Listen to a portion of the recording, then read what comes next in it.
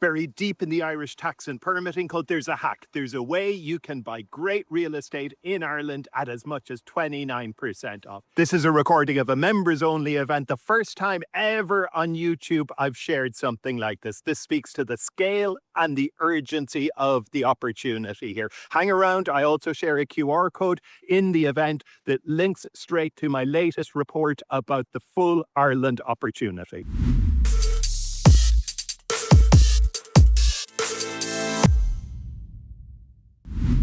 Hey Ronan, I believe we're live, both live from Ireland. Live from Ireland. So Rita Live is going on tour. A couple of Rita Lives back. I did it from Lagos. You were in Ireland, but this is a first. We're both in the place of the topic. Yeah, we're both in the place of the topic. Today is going to be all about Ireland. Super, super excited to dig into the stories we have to share with you today, the lessons, the listings, so much coming up. If you're in the chat, guys, let us know where you're dialing in from. Particularly if you're dialing in from Ireland. Particularly, yeah, if you're joining us from Ireland. So we'd love to hear from you. We've welcome Porto.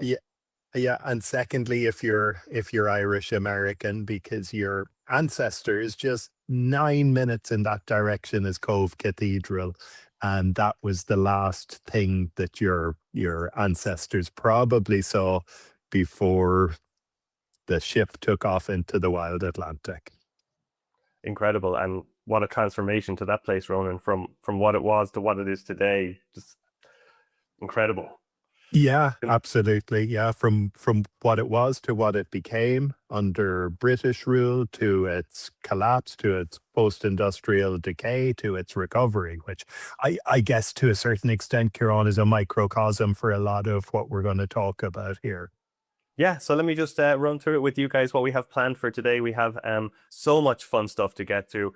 We're going to talk today about the 30 years of boom, bust and boom again in Ireland. It's not a history lesson. We're going to show you how you can apply the lessons from all of this to your own portfolio today. Ronan's going to share in particular why he's decided to sell all his Irish rentals, and what that means for your own exit strategies.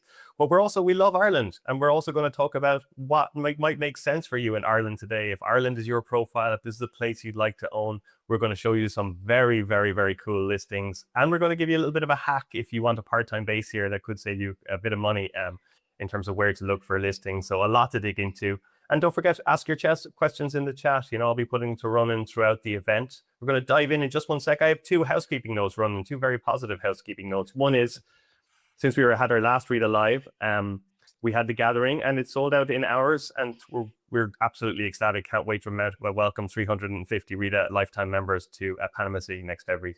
Really looking forward to that.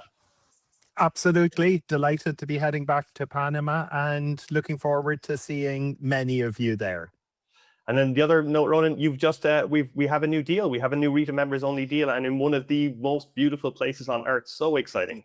Yeah, Bay of Kotor, just absolutely iconic bay, just this incredible feeling in warm sunshine with, fjord, with sea, with beach, with UNESCO World Heritage protected area. Ciaran, only our second Montenegro deal in 11 years of scouting.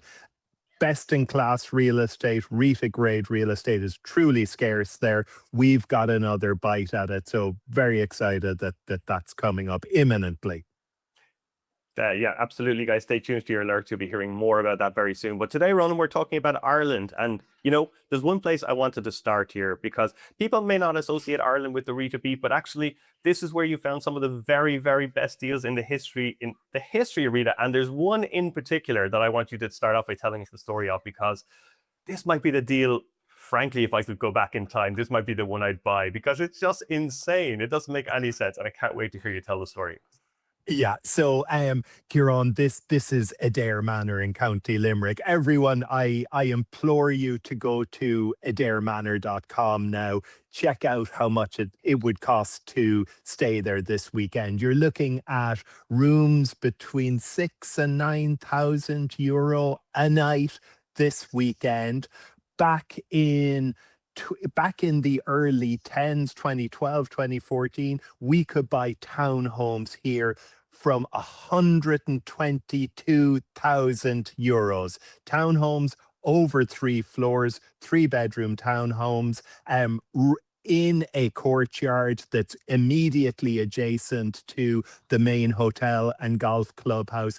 And homes like this over the Ryder Cup, because Adare Manor is going to host the Ryder Cup next year, are rumored to be renting for 50 grand just for that week. So you could recoup 50, again, in theory, recoup 50% of your total outlay in 1 week, plus own real estate in, in just bucolic, beautiful County Limerick countryside. The village of Adare is, beautiful old thatched cottages, great pubs and restaurants, and this resort, Anna, just a truly world-class golf course. But, Ciaran, the reality is that to find that opportunity, to identify that opportunity, it took a number of big things. First of all, having the scouting done, being being in that place, and also identifying the opportunity that was created by Ireland's crisis, because homes like that one in Adare and this incredible home overlooking Lough Derg called Slooghwar House, they came at a low ebb in post-crisis Ireland. They came after the dramatic unraveling of the Irish banking and real estate system. They came at a time when there were distressed sellers and the buyers were few. And back then, you could have bought this home. It was listed for 650. I think it ultimately, I believed at the time, it could have been bought for €450,000, sitting on 45 acres. The land alone would be worth double today what you could have paid for it back then. So these were extraordinary opportunities created by an absolutely huge real estate crisis. Huge crisis. And I mean, it speaks to the cycle that Ireland has kind of been through. And that's what we're going to talk about today. We're going to talk through that cycle from the boom, the early boom years that were happening in Ireland when you were starting investing, running right through to the crisis opportunities, and then to where we are today in Ireland back at a new peak, a new boom, and you're decided to sell your rentals into this boom. And then we're going to talk about what makes sense in Ireland today. But why don't we take it back to the beginning, Ronan, and to the Celtic Tiger boom, and just run through that story, because I think when people come to Ireland today, they may not understand the Ireland that I remember of the 80s, that you remember in the 80s, a very different world that changed so quickly. Yeah, absolutely. I mean, I have this vivid childhood memory of being in the car with my parents driving across the Opera House Bridge in Cork, and there was a traffic jam. And my dad saying, a traffic jam in Cork, maybe things are looking up, because things were bleak. We had like 18% unemployment, 18% interest rates. We had a deindustrialization. Ireland had a very weak industrial economy, which totally collapsed in the 1980s. That was an era of mass emigration. My parents, like so many Irish of their generation, left. They moved to Canada, spent 9 years in Canada, and came back in 1979. But in the main, this was a period of mass exodus from Ireland. Even, Ciaran, going into university as I did in 1993, the expectation was that we were going through the university system to emigrate. It was just a presumption that you'd emigrate.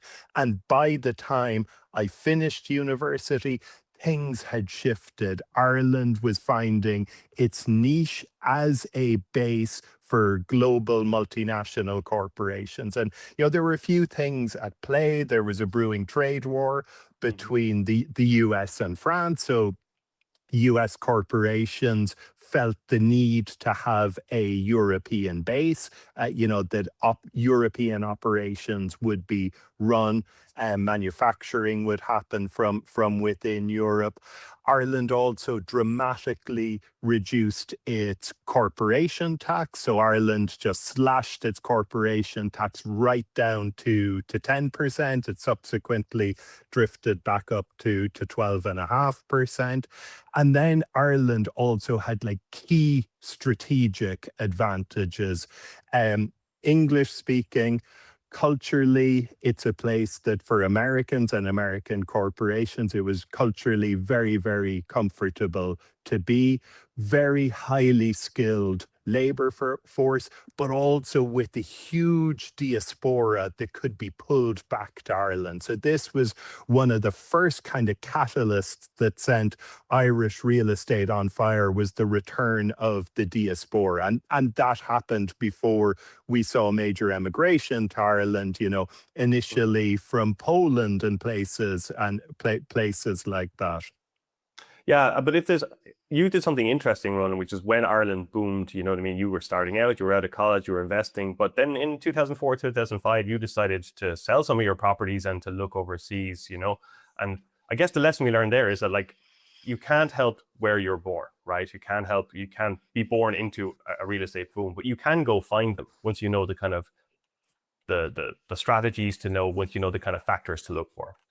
Yeah, absolutely, Ciaran. I mean, I got a hugely lucky start. I was born in Canada, but with my Irish parents, we came back to Ireland when I was 3. I grew up in Ireland, and my parents were small landlords. And just one of my earliest childhood money memories is my parents explaining to me how rental properties work. And it was just, we make a down payment, the bank provides the finance, and the tenants pay the mortgage, and then in 20 years it's paid for. And I just thought this was magic, just pure magic. And then I finished college, but Ciaran, I certainly had no great desire to become a professional real estate investor or landlord. But, very early in my career, my parents said, here's a building, we're buying this here. Do you want to buy this? And basically all I had to do was go sign on the dotted line. But it got me interested. It got me interested because I very quickly saw that I was making more money from the capital appreciation in my properties than I was, working 50, 60 hours a week, toiling away there. And then it got to the point where, real estate values had risen so sharply, kind of starting late 2004, but into 2005, that first of all, I saw great issues with buying more because I felt, the market was getting frothy. And then a thing happened. I got a call, totally unsolicited call from a broker about a specific property who said, I've someone who wants that and is willing to pay X. I think it was 360,000 pounds or €3. It was 360,000 euros, and it was for an ordinary house in a second, not a highly desirable piece of real estate. And I thought, Ciaran, this just doesn't stack up. So back then, you were looking at a 3x of salary multiple to buy a property, and I said, this is not the home that someone making 100 grand will be living in or want to live in. So that was my rationale. So I sold. I didn't make a decision to make a full exit, but I did some selling. And then at the same time, I embarked on an international scouting endeavor. Yeah, I mean, and this is kind of what led you to Panama, and I guess to one of the core lessons of REITA, which is that if you can buy ahead of the big transformations, and that is the key, to be ahead of them. And it's interesting to me, like when I can't, like we've talked about this before, like I can't really imagine Panama 20 years ago, but I guess I kind of a little way because I spent time in Ireland. But we sometimes we kind of we don't understand the scale or the speed that transformations can happen. You know what I mean? It's hard to visualize them, but certainly for me when I get to Panama. But that place has changed so fast, and by buying ahead of it, by buying ahead of those big transformations, I mean that's how you get into big gains in real estate. Yeah, yeah. So, I mean, I landed in Panama and I thought this place is just like Ireland. Of course it's high rise. Ireland isn't high rise. Of course it's hot. Ireland isn't hot. But there were exactly the same fundamentals that Panama was establishing itself as a foothold for global corporations, and real estate values were incredibly low, and it was vibrant and dynamic. So, a lot of what we're doing here, Ciaran, is we're kind of we're retrospectively connecting dots. And this was in no way a strategy. I fell into all of this. I fell into investing in Ireland. And then by chance, I became open to international destinations and began putting myself in these international destinations. And I was able to connect those dots. So it's very interesting, right across every component of what we're talking about here, there are applicable lessons. I look at, when we talk about Ireland, and we're going to touch on this. I think of the dynamism of Asuncion. I think of Panama City. I think of city opportunities. So these are all very applicable lessons, both the crisis and non-crisis. And Ireland fell apart, when the global financial crisis hit. The reality is, before that hit, Ireland was creaking. The banking system just became like overly dependent on bad real estate loans. There was a massive real estate bubble, and then the global financial crisis just tipped everything over. So, back in 2009, people were afraid cash wouldn't come out of the ATMs. But it was a parallel universe, because if you looked at, which I did, the data around multinational employment in Ireland, foreign direct investment, sure, it took a hit, but it was relentless. The Airbnbs, the Pfizers, the Apples, the Googles, these were all just pushing forward, and they were hiring more people, bringing more people into the country, and just the fundamentals, that on top of the fundamental demographic drivers of a young population, plus returning diaspora, plus emigration. It was just fuel on the fire, coming on top of a real estate and construction industry, which was just decimated. It was just wiped. Yeah. There were no banks to lend to developers. The developers were busy tidying up messes.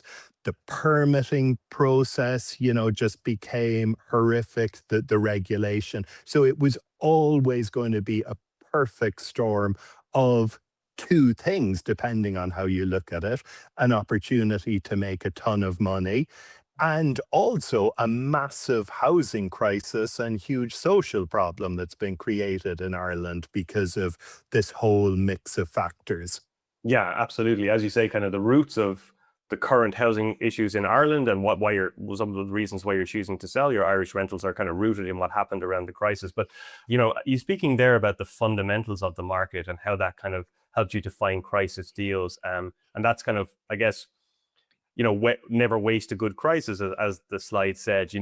There's, when you have the market fundamentals in place, I guess that's where you can see where crisis opportunities are, when you can see the path to recovery, when you can see how the market can rise out of it. That's when you can spot those crisis opportunities. And you spotted some incredible ones for Rita in Ireland. I mean, we talked about Ardmore, which is a great example. This is another example I love. I mean, I have friends who live in the financial district in Dublin.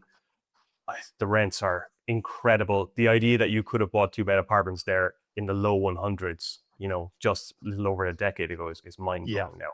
Yeah. So, Ciaran, let's just kind of run through the anatomy of how a crisis works. So we all know crisis is happening. It's 2008, 2009. It's what's happened in Venezuela. So you have a crisis. That's very easy to spot. Then you typically will have a trigger event that leads to real estate values and prices just going through the floor. Because when there's a crisis, what follows is essentially a grieving process. First of all, I think, oh, my home or my real estate, it's worth X, I'm going to wait it out. And then that person is just ground down to the point where they say that that's it, I'm done.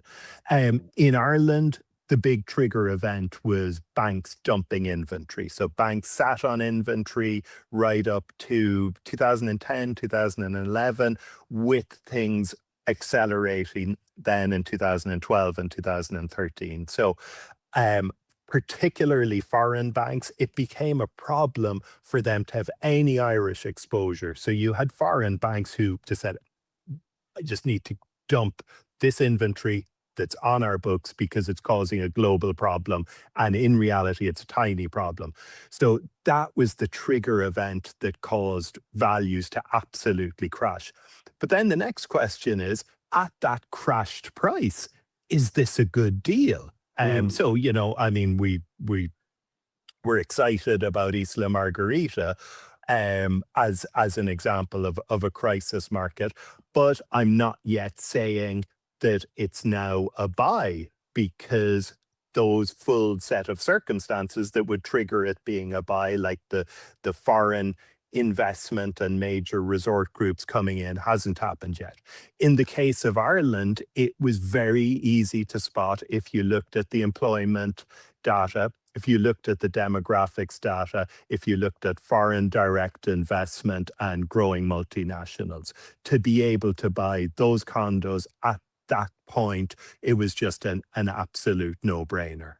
I mean, incredible deal. And I mean, you can see why we're so excited about the potential of a place like Isla Margarita if you get that trigger, because we've seen the IFSE, the financial center condos you found there, how much they've gone up. We talked about this house, beautiful house in Tipperary, how much this has gone up in value. It sold there for 450,000 in 2013, 2.25 million a decade later. There was a great example here, which I love this story of these, of the cottages in County Tipperary. 300,000, 25,000 euros each they listed for. And then a decade later, $1.9 million or million euros. I mean, absolutely incredible. But I mean, that's, I guess, what a crisis opportunity can deliver when you have those fundamentals, when you have that trigger event comes around and delivers that kind of opportunity. Yeah, absolutely. And just to sleeve war, good thing for everyone to note if you're buying a historic home and maybe the interior is a bit drab, see who the previous owner was. If it was the nuns, the likelihood is the roof is intact, because the nuns and the religious orders, bar all else, they kept their homes and their real estate dry. This was an interesting one, Ciaran, from 2014 at Adare Manor. I was living on the property at the time and a member of the golf course, and word was getting out that a local big shot was going to come in and do big things with it. And that was at the time that I recommended folks buy there. It was just a rumor, but this is such a amazing property and a fabulous place. It was clear to me that ultimately someone would come in and buy this distressed resort from the Irish bad bank NAMA, and the bad bank was essentially a new entity that all these distressed real estate loans were put into. And once that deal was in place, it would be transformatory. So in this case, not only were you getting a deeply distressed buying moment, you were also getting a one-man Pat the Progress event. And, what the McManus family have done to Adare Manor now is just, nothing short of extraordinary, frequently ranked the best hotel on earth. Yeah, absolutely, and hosting the next Ryder Cup, as we say. So, Ronan, we're talking through the evolution then of Ireland's market. We talked about how to enter, when to enter, getting ahead of those transformations. We talked about spotting opportunity in a crisis, when to hold, when you see those fundamentals are still there. Now Ireland has kind of returned to boom. Property prices here at record highs, rental demand is at record highs, but you're selling your Irish rentals. Maybe you want to talk us through what your thinking is there. Yeah, absolutely. So, first of all, to say up front, I can be based anywhere on earth. I can choose to put my tax residency anywhere where on earth. I choose to have Ireland as my primary base, and in the not too distant past, I've also moved my tax residency from Portugal to Ireland. So Ireland is very important to me. I'm very positive about it. This isn't Ireland bashing. Ireland is just not a place where you want to be a landlord. So it's very important that we separate out those different things. So real estate has become a politically charged thing in Ireland because the whole system has failed so horrifically at creating the new supply that the market needs. So what's happened is rent caps have been introduced. So there's a 2% annual cap on rent increases, which sounds like it's okay, and it sounded like it was okay for a while until you wake up after a decade of that and your rent is 50% below market. So in the middle of a housing crisis, an absolutely horrific thing is happening is that landlords feel forced or choose to leave properties vacant because it's more lucrative for them to leave properties vacant for a year and reset the rental rates than living with the rental cap. So sooner or later you fall way below market on rental income you can charge.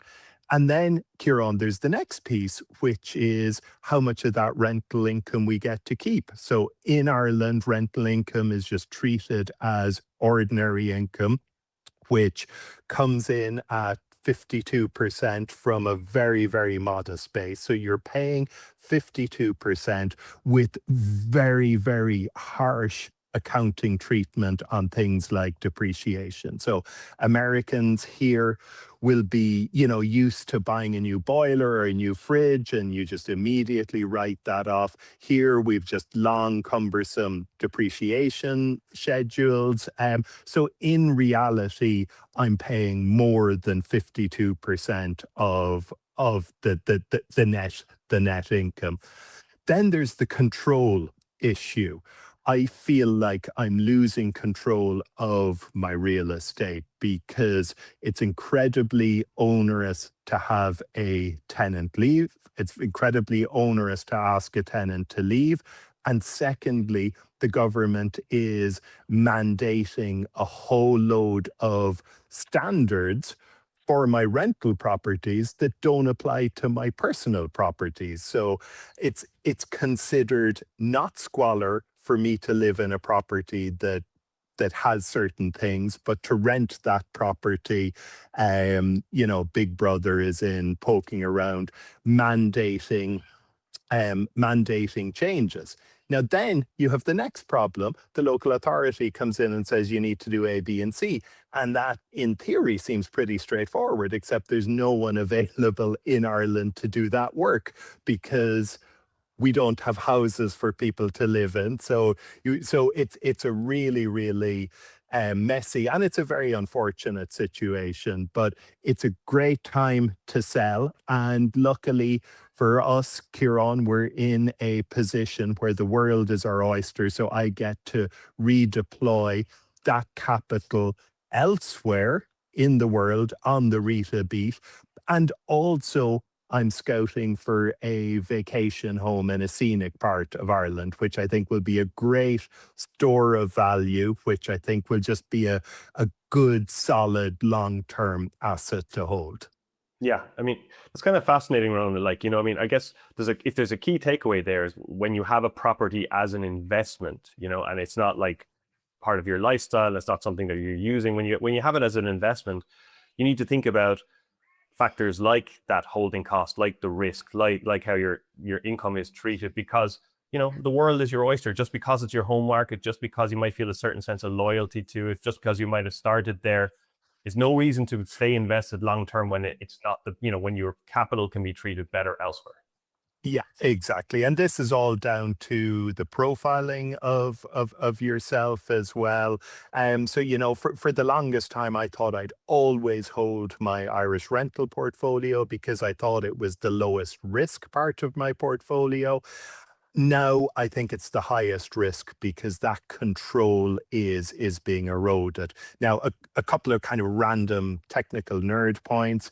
Um, the tax treatment within Ireland for non-Irish residents will be different because you'll just be taxed at, ordinary income within Ireland, and you'll have very little income if you only have a small number of properties. So for you listening here, it could be much lighter tax-wise. Also, real estate in Ireland owned through a corporation, if you're non-resident to Ireland, can be much, much lighter in terms of tax treatment. So this has created this whole political mess that vulture funds and Wall Street hedge funds get treated much, much better in Ireland than I do as a mom and pop landlord. And that's because their residency is offshore. So when they pull the profits offshore, they can extract them in a place with a very, very low tax rate. Whereas in Ireland, when I extract a dividend, it's very punitively taxed. So again, there's complexities to all of this, but fundamentally, it's not a place you want to be a small landlord. Yeah, Andrea asks, isn't that control happening all over the place? And that kind of makes a good point, because we are seeing like this kind of level of government control in housing happening across the world, in places like California, British Columbia. A lot of governments are reacting to this kind of thing. But I guess, Ronan, the point is that it's not, because there are places where you can go with your capital, where it will be treated better, where you have a lot more freedom, where you have a lot less risk, and where holding costs and things like that are much lower. And that's, an opportunity that we have in this model where we can redeploy our capital. Yeah, absolutely. I mean, this is the big reason, I wanted to highlight a number of these things, because I think everything I'm talking about here in regards to Ireland, will be a canary in the coal mine for certain places, even though, it seems to be happening in, places like British Columbia and California already. It's certainly happening right across Europe, but it's not happening in places like, in Asuncion in Paraguay or in Panama. There are still parts of the world where consenting adults can enter into a contract to sell or to rent a property. Just the level of bureaucracy we're seeing, in places like Ireland. It's very much the same in the UK. I have a very small portfolio in the UK, which I'm also exiting out of for similar reasons on the bureaucracy. The UK is right up there with Ireland in the bureaucracy, but on top, it's, in my opinion, like a totally failing economy, and just I'm very concerned for how that's going to end. But places like, Asuncion that we looked at, like Panama, these are places where consenting adults still today can enter into contracts to rent, to buy, to sell, and there isn't this bureaucracy, or there isn't this third party that's interfering. Yeah, absolutely. And it's important, I suppose, as well, to run it to note, we had a photo of Lagos there, that this can be isolated, like it can be different within countries, you know what I mean? There can be restrictions in places like Lisbon, for example, you know what I mean? And then in the Algarve, you have far more freedom, so the laws can be localized as well. Yeah, absolutely. I mean, Portugal I've found to be like slick, low bureaucracy, low tax, and highly competent. And that applies, not just to the operation, not just, for example, in Lagos, where it's very easy to get a short-term rental license as opposed to Lisbon. But the big thing, like a great thing I found about buying and selling in Portugal, again, versus Ireland or the UK, is you set out a contract. You literally set out your terms. So in Ireland, for example, 18 months ago now, I went through the process of selling an apartment. 12 months. It took 12 months for the sale to close, between just the bureaucracy of getting the approvals needed for the buyer's bank. It is just like, it's almost impossible to explain, because you just have these layers, and each layer in and of itself doesn't seem too unreasonable. But when you put it all together, it creates a situation where even if you have a buyer, it can take 12 months for an apartment sale to close. So there's the buying, there's the selling, there's the renting, there's the tax, and Portugal is absolutely in no way like that. Yeah, absolutely. Now, I want to bring it back, Ronan, because you're talking about here about exiting your Irish long-term rentals, right? But there are, if Ireland is for you, if you're profiled yourself and you want to own a kind of a dream lifestyle property in Ireland, there are still kind of very, very interesting opportunities. I know this is something you're still considering yourself, Ronan. You have an eye on a few different places, and we've kind of, if Ireland is what people want, we have some ideas for you guys to share now. And there's a couple of different locations you've highlighted, Ronan. But I wanted to, maybe we just spoke briefly about that, profiling yourself and identifying your lifestyle, because Ireland can still offer an incredible lifestyle if you want a part-time base or a full-time base. Yeah, absolutely. And so again, to the profile, as a investor, I'm exiting my Irish rentals for the reasons that we talked about. But as a lifestyle investor, or someone who loves to buy great real estate that's part of both a financial and lifestyle portfolio, I think there's still reasonable value dotted across some of the most scenic and stunningly beautiful parts of Ireland. Absolutely. And one place where there's a very, very cool kind of strategy that we're going to share with you guys in a minute around holiday homes. But if you're looking for a lovely property in Ireland, certainly for me, and I think you as well, one of the most beautiful places to own is Kenmare, around County Kerry and around kind of the Ring of Kerry, which is just one of the most striking parts of the world. Like, it's that quintessential Ireland, Atlantic, wild Atlantic coast, rolling green fields. And you can really kind of find large, impressive properties here set within nature. Like this property here, 5.6 acres overlooking the ocean.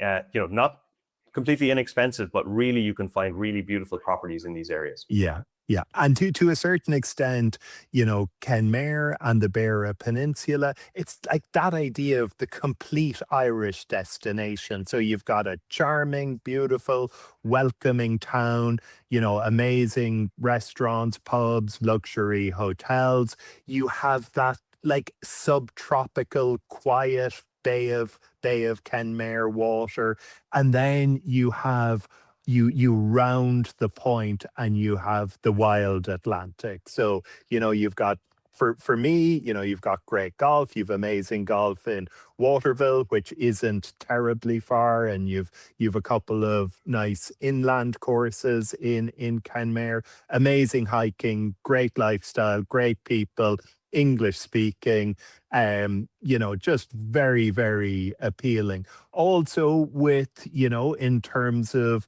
the weather, weather in Ireland is mixed, but we do have 6 months of the year with pretty decent weather. Yeah, I mean, and incredibly, like, this temperate climate is becoming more popular as well, which is very important. We just go back to that last listing, Ollie. I think this is if we go back 2 listings ago, there was a very cool one I wanted to share, because as you say, Ronan, to the pockets of opportunity in Ireland, there's a very interesting story happening around Ballycotton in County Cork, which I think points to the fact that there are still these pockets of opportunity in Ireland when you look, because traditionally in Cork, it was West Cork, it was towards Kinsale. That's where people went. That's where people wanted to own. And Ballycotton, which is to the east of Cork, was kind of on the ignored side, you know. But actually, there's kind of a cool story happening in Ballycotton in the last 10 years or so. Yeah, so like, Ballycotton, it's got a charming lighthouse. It's got a lovely cliff walk. I was out there on Sunday.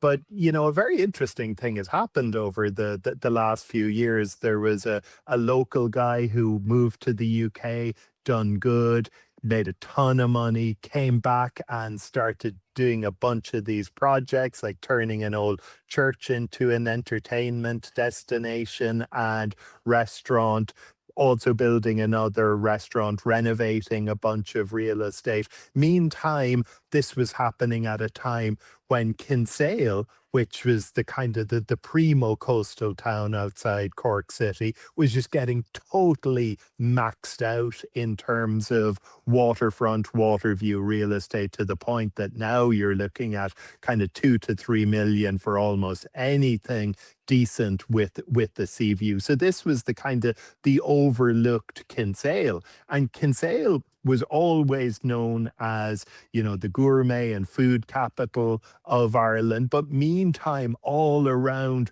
rural East Cork, there was developing this really vibrant food scene. Middleton, which is the closest town, again became a very vibrant town. And all of a sudden, this overlooked kind of semi-drab coastal town became in vogue. And, real estate values here are still relatively inexpensive compared to the coastal towns in West Cork and west of the city. And it's really, really charming. Yeah, absolutely. So that's a kind of a very cool place to look if you guys are interested in an Ireland base. And do let us know if you have questions about owning in Ireland or potential bases, ideas. If you're looking for, I can put them to Ronan. Another cool thing about Ireland, Ronan, is like I wanted to highlight this thing because sometimes if you have a wild dream, if you have a dream that could be a traditional farmhouse, that could be a castle, you can find these kind of incredible properties here, like in Ireland, that you just won't find anywhere else in the world. And this is one example you can see on the market at the moment. Like a wild dream, and this would require renovation, but like what a dream. Yeah, wild dream. You'd want to be mad to take it on, but if you do want to take it on, there's just the countryside is strewn with old castles and just big opportunities for renovation. So I mean, this is like 17 acres, which again, farmland. We're talking about properties that you can effectively get for free because they're really only selling for the value of the farmland underneath it. And this is one such example of effectively getting a castle for free. But Ollie obviously wants to keep Carsiveen to himself because he keeps jumping over, or he's probably nudging me to move faster. But Carsiveen is also a really, really interesting one because, Ciaran, this is on the Ring of Kerry and on the Wild Atlantic Way, but it was an area that was just, really, as kids going to Kerry and on the Ring of Kerry, it was just a drab town that we just drive through. I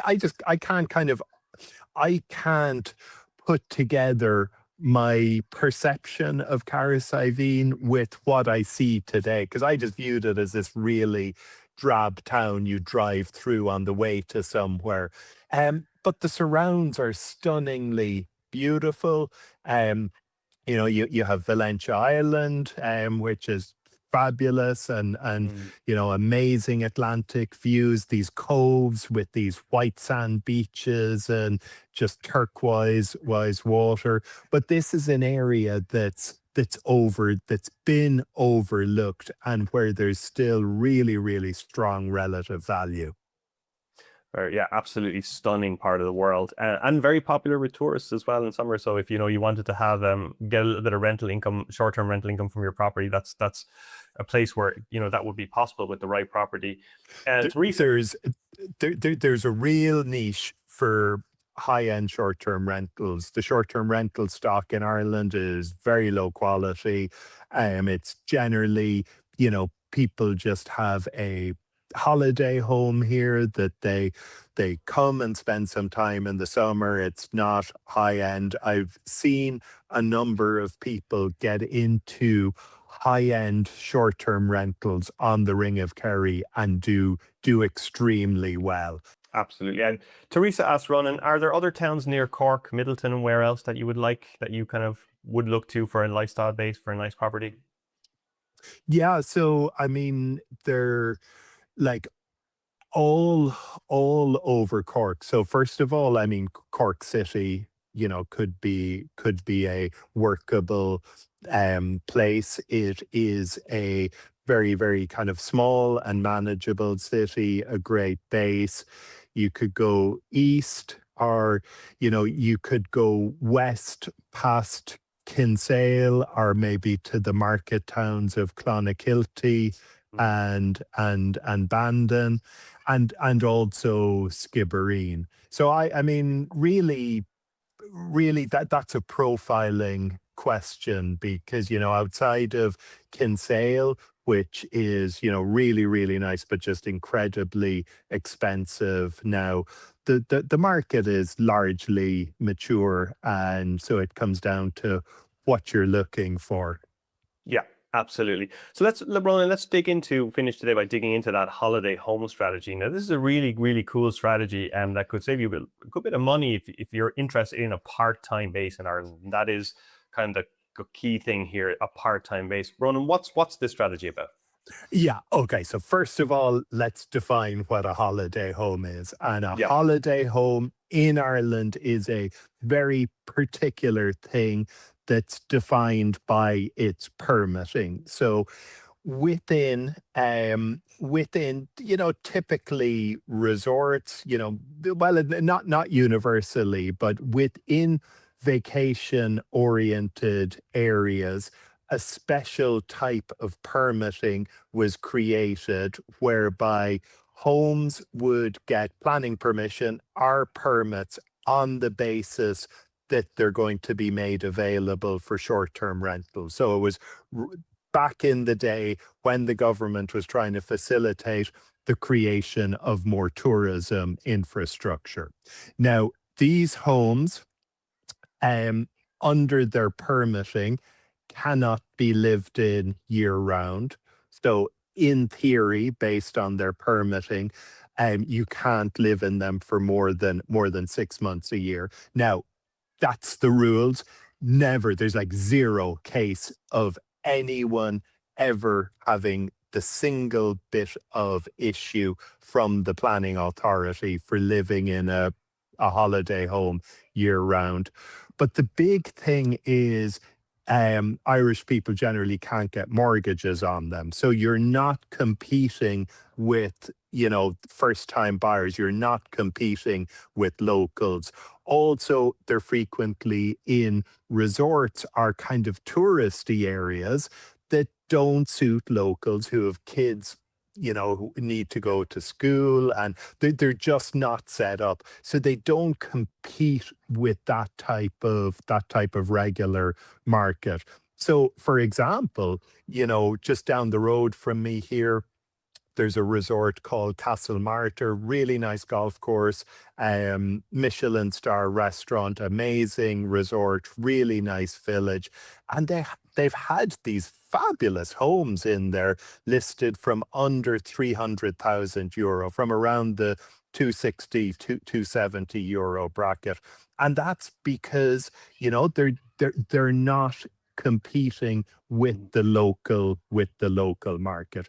It also means that they're really great potential short-term rentals. And in a place like in Castlemartyr Resort, you're going to have, you're going to have rental opportunities right across the year, because that's a big wedding destination. Yeah. So you're going to be able to rent to wedding guests. So if you're looking to supplement time spent, low price real estate, personal use, and rental income, these can be a great opportunity. Another thing is they typically come with HOA fees, which people in Ireland hate, because it's just not a thing we have. Near pretty much all our homes are just out there, not in private or gated communities. So we don't have HOAs. So anywhere with HOAs is typically viewed as a big disadvantage. Yeah, absolutely. But as you say, like incredible value in some of these places, like the opportunities to Castle Martyr is an absolutely spectacular full 5-star resort, and to own in there for under 300,000. Like, here's an example. This is in Tramore, very close to where I am now. Tramore is one of the big seaside towns in Ireland. And here you have a small, very basic 2-bed, 1-bath, but walking distance to the beach. Is a lovely beach town. Tramore gets busy in summer. There will be some rental income.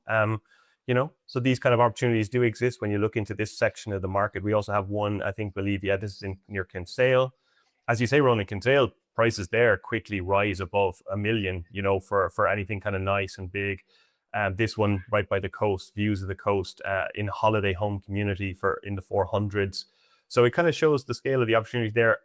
So I know we're after giving you an awful lot of information in the Read Live today, guys. We have a full Read issue that's going to cover everything we have today. It has links to all the listings, the strategies, the history, everything we went over today. But Ronan, I guess if people are interested in this holiday home strategy, the thing to do is kind of to find the resorts that you'd like, a place like a Castle Martyr or a Photo Island in Cork, which is beautiful as well, and to kind of be patient and watch and wait for the kind of right home to come up on the right area that you like, because they are limited in number. Isn't that right? Yeah, absolutely. But they do regularly come up. Kenmare is also another location that's got a bunch of those holiday home type developments. So again, this is all about profiling yourself, really clearly mapping out what you're looking for, then putting boots on the ground, spend a huge amount of time on Daft, daft.ie and the Daft app. That's the app, like Idealista in Portugal, that has pretty much all the listings available on the market in Ireland, keeping an eye on that, and then coming and visiting and, really, embracing the journey. Like that question, I mean, I forgot about Castle Martyr, when that first questioner had asked about Middleton, but Castle Martyr, is another place that, again, you have really, very affordable real estate prices, charming village, close to the coast, close to Cork City. But it's just by putting boots on the ground and, just seeing what is the area that you're gelling with, that you're connecting with. And the good thing, I think, about being an American or a Canadian watching is that to a large extent, you might be interested in areas that the Irish market for their vacation homes aren't, because so much of the Irish vacation home market is going to be driven by family activities, kids stuff, access to, um, you know, to sailing, to a whole bunch of stuff that mightn't concern you. So there's an overlooked category. And again, there's also, Ciaran, the whole Northwest, which is again relatively overlooked compared to the Southwest. And I had a very kind of interesting epiphany sometime back when my mother-in-law came from Mexico, and we were driving from here where I'm living to Cove, and she was just looking at the Irish fields, and she said, "It's like a fairy tale." And I was there saying, "Oh my God, we've a whole 2 weeks planned across Ireland's most scenic areas." But it kind of doesn't matter to you, because to you it's all Ireland and it's all beautiful. And that's the reality. Yeah, absolutely, absolutely. So Graham is asking in the chat, what is the app? The app is Daft, DAFT.ie. We have a link to it in your report, in your reader issue. You'll find a link in there, guys. Thompson asks, thoughts on Donegal? Donegal, beautiful part of the world. Yeah, and much lower prices than the Southwest. Go for it. Yeah, absolutely. Alan says his girlfriend was vacationing in Ireland a few years ago, happened to go to a town called Cove. I think you know a little bit about Cove, Ronan, do you? too. Well, Cove is the nearest town to me here, and we mentioned Cove at the start, and I think there is a picture of Cove in one of the images we have in here of the cathedral, and right next to it along the side is the crescent. So this is just one of the finest Georgian terraces in all of the world. So, the British came to Cove. It was a major naval and military center, and it was the Titanic's last port of call before heading across the Atlantic. But they left these incredible remnants of Georgian architecture, and this terrace is just absolutely spectacular. And with amazing views of Cork Harbour, there were homes there from under 300,000 euros, and I mean, these are just some of the finest pieces of Georgian architecture on earth. But even now, dotted around Cork Harbour, so within Cove, you can buy incredible historic properties for under a million, like big historic properties, and also across the harbor in Passage West. So these are areas, and again, this is interesting. These are types of real estate that have been largely overlooked by the local market, because the people buying homes at that level, they're busy with work, they're busy with family, maybe they have a bunch of kids, both parents are working. Practical realities like school runs and low maintenance are going to be much, much more important. Yeah, absolutely, Ronan. Just a couple more questions, guys. If you want to pop your last questions in the chat. Alejandro asked Ronan, like with the taxes, with everything that you were describing in Ireland, what kind of like net yields, rough ballparking are possible on an Irish long-term rental? Oh, like if you're buying it now, I mean 1.5%. I mean nothing. Forget it. Like, Yeah. so, yeah. Yeah.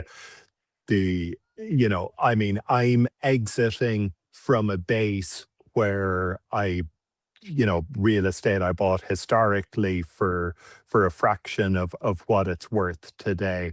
But, you'd be doing well in Ireland now to be left with 1.5, 2%. Jill asked, anything in the 100K range? Yeah, I think we had that listing there for you, Jill. And you'll find more listings in the Rita issue as well. Teresa asked, best places for a holiday home. I think we listed some of the kind of resorts that we like. Ronan, Leg in Waterford is a place that has homes by the golf course as well. That's a beautiful little town. But you'll find these little communities all over Ireland, and it's about kind of, I guess, knowing the part of Ireland you want to be in, and researching kind of the nice resorts that have them in the area, the nice pockets.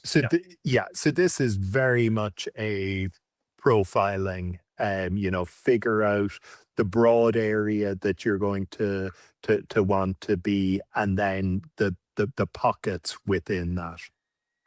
Yeah, I think with that, Ronan, I think we kind of covered it today. So yeah, guys, the Rita issue is up there. You can get the QR code on screen. You can grab it. You'll get it in your inbox as well at 2:30 Eastern time. So yeah, the link will be sent to you too. You'll find, as I say, all the listings in there. You'll find the kind of strategies, links to the listings, websites, everything you need. And then, of course, if you have any questions, don't forget, you can reach out to our concierge team at any time. They're always there to help you with anything to do with your membership. Any kind of questions you have about upcoming deals, they're always there to give you a hand. So you can book a call with them at a time that's convenient for you as well. Vanessa has the link in the chat to book a call. Ron, anything we want to sign off with? No, just, I mean, dig into the full report, and the big thing is to study, understand, and take those big takeaways, those big learnings from Ireland, to be ready with capital for the crisis opportunities, and also to understand those places like Panama, like Asuncion, that are on the up. Absolutely perfect, Ron. Alejandro says, knife golf course in the background, and I suspect you may be going to hit a few shots in the evening. Am I allowed? Show I've the golf shirt there. I have a 7:20 tee time. It's now 6:59. Those Oh are my yeah, golf ready to clubs, go. ready to go, ready Ready to to go. go. So this, if you're a golfer, this is why you should consider Ireland, because throughout the summer, this is, I'll just hop over the fence there, meet up with some friends and neighbors on the first tee, 7:20 tee time, even though we're well into August, and we'll just play until it's pitch dark. Which will be probably sometime around 9:40 at this stage, but we might get 14 or 15 holes in, and then home. Alejandro says he's in. So we'll let you get to that, Ronan. Great speaking to you today. Thanks for your time, guys. Remember, stay tuned to your alerts. We'll have news on the Montenegro deal coming very soon. But Ronan, thanks so much for your time today. Thanks, Ciaran, and thanks, Ali, and thanks, Vanessa, and thanks everyone who was able to join us.